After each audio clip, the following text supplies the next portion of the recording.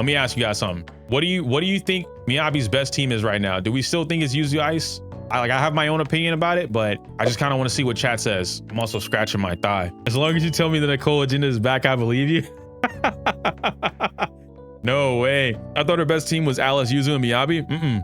I mean, like, I guess like it would be in a way, right? But I think that would more so be like, I don't know. That's a tough one. I didn't even think about that. Against bosses, specifically against like, you know, the physical ice, then I think that would work out. Yeah. Miyabi, Vivian, Yuzu is Miyabi's best team. You only know that because we talked about it last night. You only know that because we talked about it. I like Miyabi, Vivian, Astra better than Yuzu, but I don't know if it's because of lack of engines or what. Just that both of them enjoy the quick swaps or quick assist to skip shitty basics. I think, and I know there's a calc for it. I don't know where the calc is. Miyabi, Astra, Vivian might actually do more damage. But again, I don't know where the actual calc is. But it's still not, it's not the best team. It's not the best team. It's close, and it's not even about damage. I'm gonna explain why. So for those that don't know, right now, the best team in the game, or for a long time, the best team in the game was Yuzu Ice, right? So that would be Miyabi, Yuzuha, and then Sokaku, or Mono Ice by extension. Miyabi, Lycon, and then Sokaku. This team pretty much stomped on everything in the game. It was able to pretty much beat anything. If it could be frozen or not, right? Mono Ice took care of it. Lately, we've gotten some bosses that are much more miasma focused or rupture focused, attack focused, and they can't be frozen. Some of them are even ice resistant. And so right now, the state of the game has changed. What does this mean for someone who's spent a lot of time with Mono Ice or Miyabi? It means two things. One, Miyabi isn't dead. People saying that are kind of, they're not being honest, even though that delusional, thank you. They're being delusional. They're being a little disingenuous when it comes to, or even over dramatic, right? Overreacting, doom posting, if you will. These are all great adjective, verb. That's a verb, right? Okay, yeah, it's a verb. Thank you. These are all great verbs to use in order to describe what we got going on. Wait, verbs are actually, I haven't been in school in so long. Adverb is an adverb. Adjectives describe. Thank you. Okay, so I was right the first time. Yo, okay, you know what? Never doubt yourself, Chad. Never doubt yourself. Never doubt. Verbs are actions. Never adjectives. Okay, these are all great adjectives to be able to explain what it is that I'm trying to get across. So what I'm saying is that a lot of this stuff, when we say like, oh, Miyabi's dead, Miyabi's in the water, probably one's putting her on the watch list. It's not Miyabi, it's Mono Ice. And that, I think that needs to be a very definitive talking point when we have these discussions. We just watched Yojimbo play Miyabi, Ben, and Bernice and get an A rank in Deadly Assault. One character change against Priest, mind you. One character change would still allow Miyabi to clear Priest with an S rank. Just one character change. Miyabi is still strong as f. He's tier 0. This character is not dropping from tier 0. They would have to rewire the entire game and all the bosses to make this character not tier 0. That is how strong she is. So when we talk about Miyabi falling off, quote unquote, it is Mono Ice or Yuzu Ice exclusively. Why? So on Hakush, right? These are not all the enemies, obviously, just the ones that we're going to talk about for now. There's 95 enemies in the game. These are like the big boy bosses, okay? So we're going to talk about the big boy bosses just for a second. And what I want to point out is same thing that I said before in my tier list video, which a lot of you guys agreed with and some of you guys didn't realize was happening, but now that I've explained it, you understand it. Anomaly teams basically never have a one-on-one. They're always jumping somebody. The only anomaly teams that don't have the ability to do this are the ones where players hyper carry their anomaly unit and you sacrifice what makes anomaly so strong. What does that mean? It means if I'm playing a team of Miyabi, right? Or even Alice. If I play a team of Alice and I decide to play Alice, Yuzuha, and f***ing Astra, I am sacrificing what makes anomaly as a component so strong. The anomaly counters, the disorders, the ability to have two different elements same time playing off of one another. I sacrifice that. Same thing with Miyabi. If I play Miyabi, Astra, and Yuzuha, I am sacrificing what makes the anomaly faction as a whole so strong. Alice is a bad example for this. Okay, Alice is a bad example. I can accept that because she disorders off of herself. That's fair. I was just trying to explain overall, like what made Anomaly what it is. But I can admit that Alice would be a bad example in this case. I really don't have Grace. Who else is another Anomaly DPS? Everyone always talks about Miyabi. We only talk about Miyabi, and I feel like Alice is the other one. You know what I mean? So it's kind of like Jane. We can use Jane. Okay, let's use Jane. Jane being able to do like Astra and Yuzuha or something like that, or Piper, right? Nagi, anything like that. I mean, but Nagi also disorders off of herself to an extent. Not as strong as Alice is, because she's supposed to be off any anomaly, but same thing. Why I'm bringing that up though is that you don't have the dual element. You don't have the ability to jump an enemy. Why that's important? Important because let's take Butcher. So Butcher, yes, Mono Ice or Yuzu Ice beats the shit out of Butcher. These are getting multiple kills. You know what else is getting a kill? Miyabi, Yuzuha, and Vivian, or Miyabi, Astra, and Vivian. Why? Because you're using both elements that Butcher is weak to. You're having 2 DPS characters instead of 1 DPS character, and they're both outputting a ton of damage. This goes across the board for all anomaly agents in the game. Every single one of these agents in some way, shape, or form is able to play off of another character who happens to be a different element than them, right? Some of them even the same element. That factor alone is why they're pushing that narrative, or rather why I'm against the narrative that Miyabi is falling off or that Miyabi is bad, whatever the case may be. Because again, it's like what? Priest? We just saw Priest get beat up by Miyabi though. So it's not even, it's a bad matchup, but it's not unwinnable. Let's go ahead and say that, right? It's not a 10-0 matchup in Priest's favor. This matchup is like a 7-3 in Priest's favor. Fiend is anomaly favorite, but ice resistant. Now, if Priest is ice resistant and can't be frozen, I already know for a fact Fiend is gonna get beat up. Slap a physical unit on that team, it's dead. Defiler, same thing. And Hunter is literally weak to ice. What does that mean for Miyabi? Oh, you can't use Miyabi against Hunter. Everyone's disproven this by now. Anyone that's played against this character with Miyabi has disproven this. How do you do that? You take Miyabi, where's she at? You take Miyabi and you add any other element. If Hunter is weak, what is he weak to? Fire and ice? Fire and ice. You know what this works in your favor for? Miyabi and Vivian. Why? Because Vivian just omni element everybody, right? You do whatever the f you want. You know what works even better? Miyabi and Bernice. Out of the entire roster of enemies that we have that would be anti-Miyabi, quote unquote, and again, it's really just anti-mono ice. It's like 3, 4, right? 4 out of 5. That's it. Everything else in the game gets fucking decimated by Miyabi. However, or rather with that being the case, even though Mono Ice has been the crowned best team in the game, damage wise, optimization wise, hardest team in the game, whatever, there has always been a particular team that is for Miyabi specifically, that is right behind Mono Ice. It's easier to play, and it also gets kills, or did get kills at M0. I'm not sure if it's still getting kills now at M0 because they're not able to take advantage of freezing during the stun window to give them extra, like freezing during the stun window gives you an extra like 20 seconds on top of the 3 minutes. So I'm not sure if they're able to do that, but that team is Miyabi, Vivian, and Yuzu or Astra. Again, I believe there's some calcs out there that say Astra does more damage, but from a team component perspective, Yuzu is the better play in the middle for that team in particular. You said the Vivian team is way harder to play. I don't know if I agree with that. I legit think Mono Ice is the hardest team in the game to play or to pilot. I don't think the Miyabi and Vivian team is harder than Mono Ice. Now, maybe it's harder to get the kill. I don't think it's harder to like pilot, but I'm not an expert with this team, so maybe I'm wrong on that. But at this current moment in time, if we were talking about like the best teams currently in the game, which we already talked about, I will have a video coming out about that. I think the Miyabi Vivian team,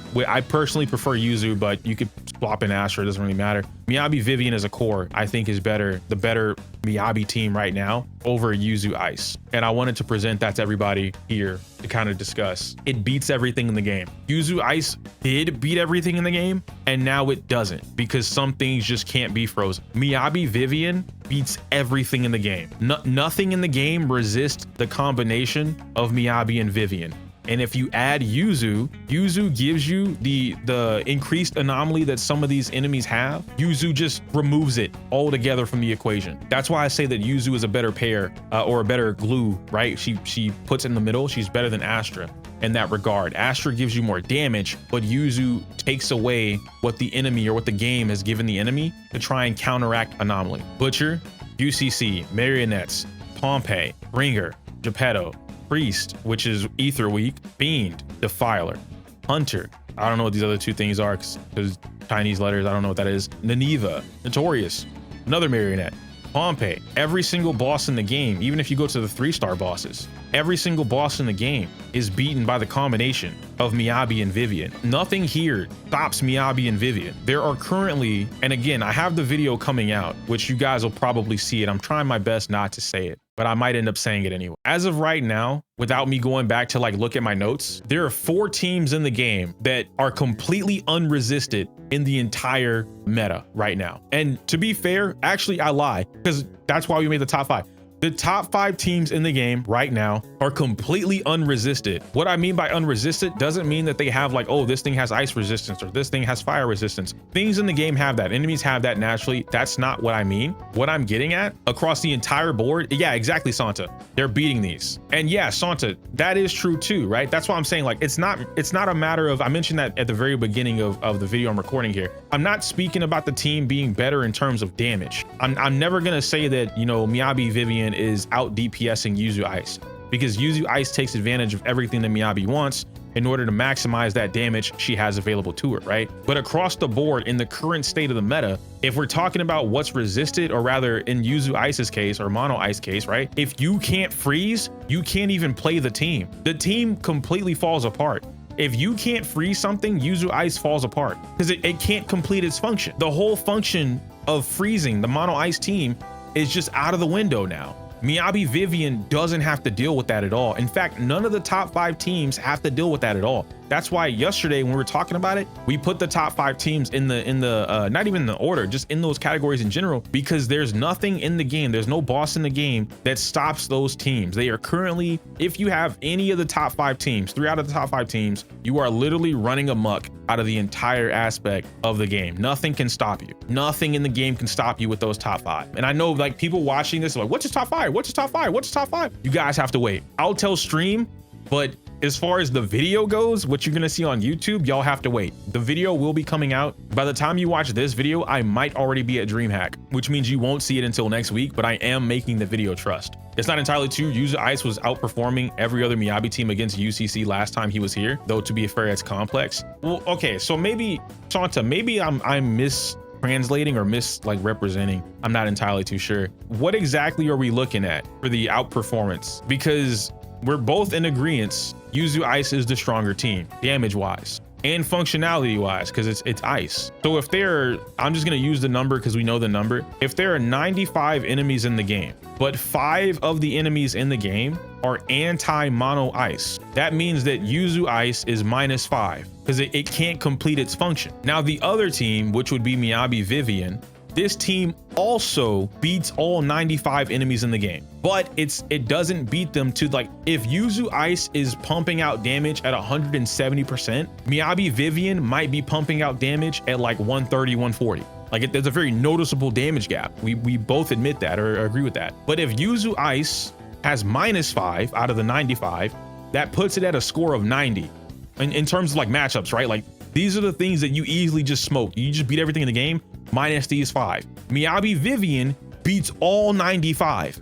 Like there's nothing in the game that is stopping that core. You know what I mean? That's where I'm getting at when I say it's the better team. Not that it's the most damaging team, that it's the better team for Miyabi right now in the current state of the meta. Because if like, let's look at it this way, right? If a player brand new had the opportunity to invest into Miyabi because they love the character, she's still top tier, still tier 0, whatever, I really want to play Miyabi. I don't care about vertical investment, but I will along the line, but I really want to invest into Miyabi. What's the best play? And you gave them the option between, and this is the only thing they're going to play. You give them the option of Yuzu Ice or Vivian and Miyabi. The smarter play is to give them Vivian and Miyabi because now they beat everything. Yeah, they don't do 170% of the damage, right? But now they beat everything. There's nothing, they don't have to struggle. Everything that people are talking about, oh, Miyabi falling off, whatever. No, Mono Ice having trouble or having issues, but not this other team with Miyabi on it. As far as difficulty goes, Vivian is harder at every level. You think Vivian's hard? In fully maximized runs, not losing a single potential feather is harder than deciding whether you have to press 1 or 2 Sokaku EXs. And at a medium level, you don't care about getting the perfect freezes, which makes Yuzu Ice stupid easy. Just back and forth until the fight is over. I don't know if I agree with that. mostly on the Yuzu Ice part. Like I said, I'm not the perfect expert when it comes to Miyabi Vivian. So I can't imagine Viv being harder than the Mono Ice team though, because like you're saying at a medium level you don't care about the perfect freezes, but that's not true, especially again in today's meta, the game. Every freeze and when you get it is so important, because you can't just go willy. If you freeze at the wrong time, it's gone. Yuzu Ice is brain dead. This is coming from Nick, so I gotta take this with at least 500 grains of salt, bro. Like you think everything in the game is, maybe not everything, but a lot of the things that a lot of players consider hard, you are like, man, this shit is easy. I pissed this shit out for breakfast. If you get the perfect freezes, now you have maximized the run. At that point, you have to compare to perfect feathers. So what, okay, maybe again, you guys are helping me out here. Perfect feathers with Vivian, from what I've seen, is only possible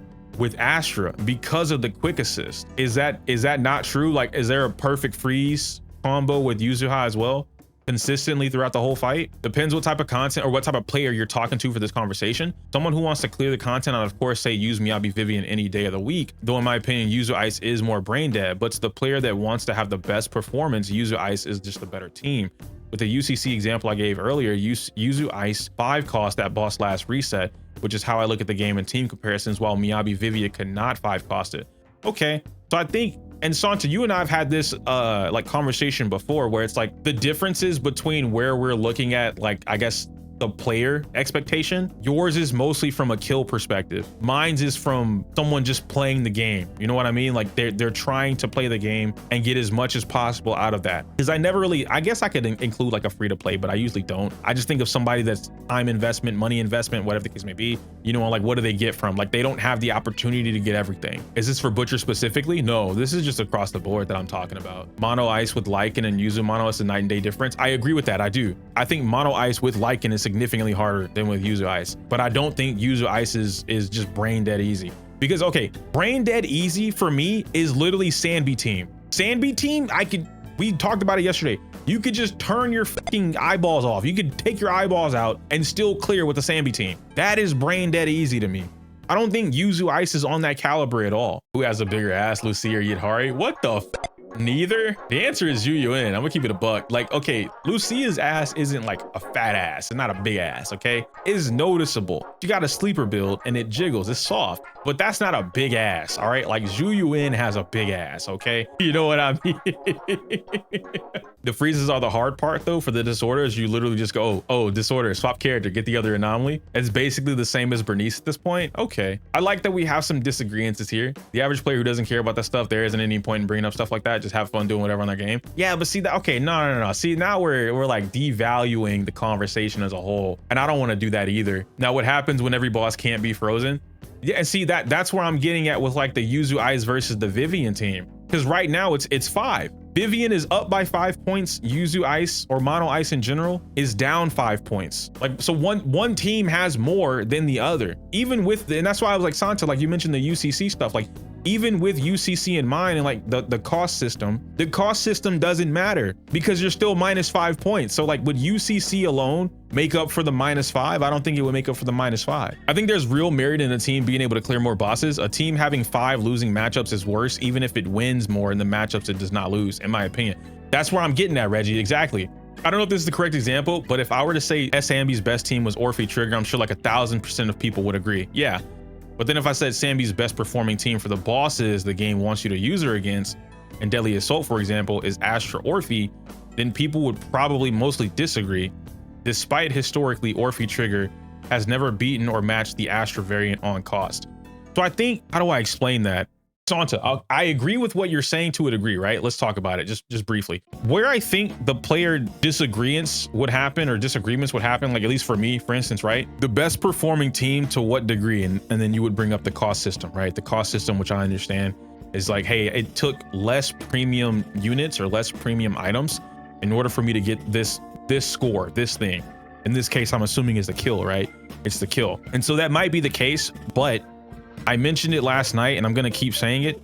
Astra is Astra. Like there's just no, you know what I mean? Like she is the equivalent of somebody else's M1. Just at her base, she's the equivalent of somebody else's M1.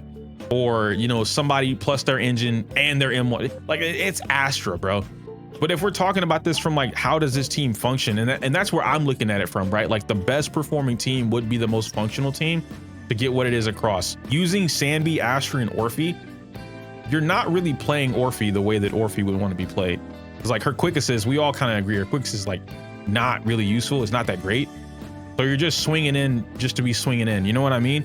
And you really just want the Asher buff. You don't care about anything else. And then Sanbi's doing whatever. But then you get into like optimizing the trigger runs, and trigger gives you like, I think 1 more stun depending on how you play it. But I could be wrong on that. When I played it, I got 1 more stun, which is how we ended up getting the kill whenever I did it with Sanbi for that matter. But point being is that I would kind of go along those lines, right? So I feel like the argument is valid in a sense where you could argue which one is better. But if we bring cost systems into play, then like, yeah, whichever one is going to give you the most damage at the lower cost, that'll be somebody's best performing team to the person that cares about cost. But now you factor in skill. And so it's just, you're adding in so much more effort to something that it's not that it doesn't matter, because it does. You're adding in a variable that isn't applicable to everyone versus like the general term of what we're looking at. Like if I were to, I guess if I were to compare this to Starro, and if I were to say like Fei Xiao, or we'll use someone new, Castris. Castrus's best performing team would be Castris, Hyacinth, Evernight, and then the upcoming, what's that girl's name? Cyrene. Boom, that's her best performing team for 1, 2, 3, 4, 5, 6, 7, 8, 9 reasons. But then if I were to tell you like, oh, but consistently her most, you know, and then we talk about damage at a lower cost, and I'd say Castris, Hyacinth, and then 2 support characters that are 4 stars that specifically hyper buff Castris and advance her forward. Now I'm doing something that isn't really playing toward, like it's not really for Castris, like that's not Castris' team. I'm just doing the usual hyper carry nonsense in order to get the most damage out of whatever it is going on. So I don't know. Like I hear what you're saying and I don't disagree inherently, but I'm trying to figure out like how both of them would exist in that same conversation, and then why you would bring in the cost factor versus something else. Just not on a timer. There's no half points or full points, just off and on, and how to get them and how to use them. I mean, obvious as in there's no ambiguity to what you have and don't have at a glance. That already solves some parts that throw off some players, like using Seed, Orphe, Lighter, and Xingyi. Ease of use doesn't equal mastery of complexity. There's more to it than just it being a meter. For example, to load Vivian stacks in order to use them, she has to do her specific dive attack. This means you cannot pull her off field without a quick assist or chain attack. Otherwise, you can't access her until she's completely done being on field. Yeah, it's a tough conversation to have because not everyone's on the same side of things. I don't think either side is wrong. You just have to establish what you're basing it on initially. That's fair too. As someone getting back into Zenless with Lucy, when Lucy dropped and got her, would you suggest Yuzuha or Vivian? Lucy, you mean Lucia? And then that would depend on your team, right? Like what are you aiming for? Because Lucia and Yuzu or Vivian have nothing to do with each other. But I guess like, I mean, we would wrap that up, right? I don't know. I feel like that last little bit, it was really just waiting on Sansa's response there at the end, but I think I'd wrap that video up. We'd be done with that. I don't know. That was more of a yappy yap. But I like discussions in general, talking about it. It's just putting food on the table, not like money wise. I mean, food for thought is what I'm trying to say. But you guys let me know your thoughts and opinions down below, all that kind of fun stuff. I can't say my usual outro because it's inappropriate for YouTube. I'll see you later.